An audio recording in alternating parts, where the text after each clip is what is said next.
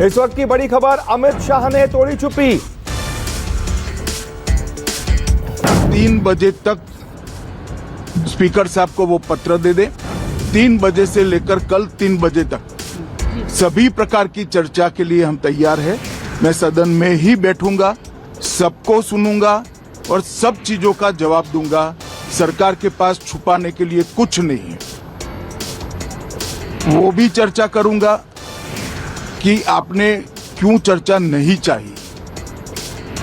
Bharatiya Janata party की मोदी जी के नेतृत्व में सरकार, एनडीए की मोदी जी के नेतृत्व में सरकार हर चीज पर चर्चा के लिए तैयार है।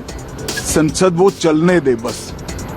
आज मैं चैनलों के माध्यम से इन विपक्ष को कहना चाहता हूं कि आप एक पत्र 2 बजे तक लिखकर दे दीजिए स्पीकर साहब को। 3 बजे से चर्चा चालू कर देंगे और कल 3 बजे मैं जवाब दे दूंगा सारी चीजों का।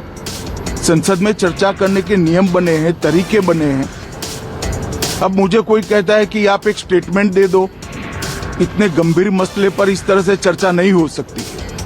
शायद आपके पद्धति में होगा, मगर संसदीय पद्धति ये नहीं है। संसद में एट लेंथ चर्चा होती है। आज 3 बजे से देर रात तक, जब तक वो बैठे, और कल दोपहर 3 बजे तक हम तो क्वेश्चन आवर भी सस्पेंड करने के लिए तैयार है, अगर स्पीकर साहब अनुमति देते हैं तो। कल 3 बजे तक मैं चर्चा के लिए तैयार हूं। मैं खुद बैठूंगा, हर चीज लिखूंगा और हर चीज का जवाब दूंगा, जिससे देश की जनता के सामने सारी चीजें स्पष्ट हो जाए, दूध का दूध और पानी का पानी हो जाए। अब विपक्ष ने तय करना है कि उनको चर्चा करनी है या हंगामा करना है। तो आखिरकार अमित शाह ने चुप्पी तोड़ी है। इसी पर बातचीत करने के लिए मेरे सहयोगी कुमार गौरव जुड़ गए हैं हमारे साथ। कुमार गौरव, क्या अब ये माना जाए कि जो विपक्ष लगातार सवाल उठा रहा था, अमित शाह को लेकर लगातार प्रदर्शन किया जा रहा था, उसको लेकर अब वो प्रदर्शन शांत होगा और अब चर्चा होगी इस पूरे मुद्दे पर? देखिए, बिल्कुल गृह मंत्री अमित शाह आज सामने आए हैं और पहली बार उन्होंने आज बयान दिया है। इस पूरे मुद्दे पे खुलकर कहा है कि वो अपनी बात सदन में कहने के लिए तैयार है, जिस मुद्दे पे भी विपक्ष चर्चा चाहे, यानी संसद मार्च के दौरान छात्र सीजेपी के और युवाओं पे जो लाठीचार्ज हुआ या पैलेट गन छोड़े गए, जो विपक्ष आरोप लगा रहा है, उस मुद्दे पे वो खुलकर बोलने को तैयार है। और पूरा उन्होंने साफ साफ कहा कि गवर्नमेंट ओपन है। यही बात बार बार किरण रिजिजू संसद के दोनों सदनों में कर रहे हैं। लेकिन सवाल यहाँ पे अपूर्व ये उठता है कि आज कल संसद का आखिरी दिन है सत्र का। 10-12 दिनों से यही डिमांड लगातार विपक्ष की तरफ से की जा रही थी।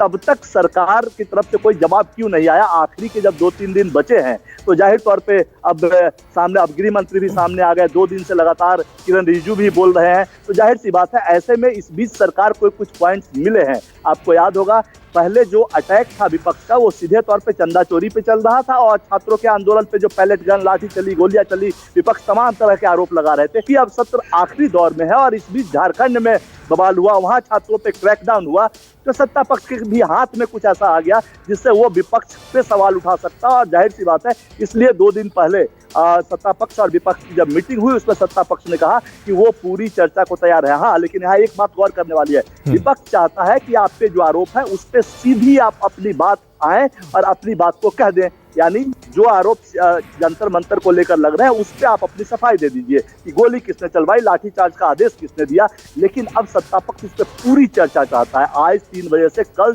3 बजे तक की बात हो रही है, मतलब 10-12 घंटे सदन में सरकार चर्चा करने को तैयार है। उसमें क्या होगा?